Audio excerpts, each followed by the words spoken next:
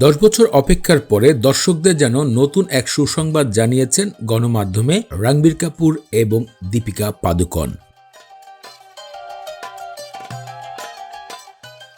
10 বছর আগে দুটি সিনেমা দর্শকদেরকে উপহার দিয়েছিল। এর মধ্যে 2015 সালে তামাশা আর এরপরে এ জওয়ানি হ্যায় দেওয়ানি, এই দুটি সিনেমা দর্শকদেরকে সর্বোচ্চ এন্টারটেইনমেন্ট দিয়েছিল। 10 বছর আগে তাদের ভিতরে ভালোবাসা, বিয়ে ইত্যাদি গল্প বিনোদন পাড়ায় ছিল অন্যতম জনপ্রিয় সংবাদের একটি উৎস।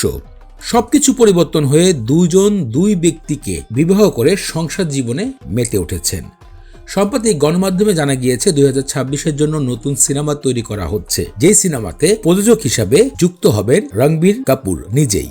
গল্প সূত্রে জানা গিয়েছে রাজ কাপুরের 1956 সালের চোরি চোরি সিনেমার গল্প থেকে অনুপ্রাণিত হয়ে গল্পটিকে নতুনভাবে আধুনিক ছোঁয়া দিয়ে সাজানো হবে, এমনটাই গণমাধ্যমে জানানো হয়েছে।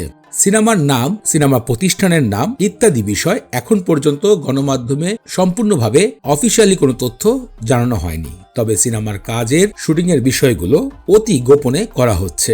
ভারতীয় গণমাধ্যম থেকে এই কথাই উঠে এসেছে 10 বছর পরে আবারও একসাথে দেখা যাবে রণবীর কাপুর এবং দীপিকা পাডুকোনের জুটি।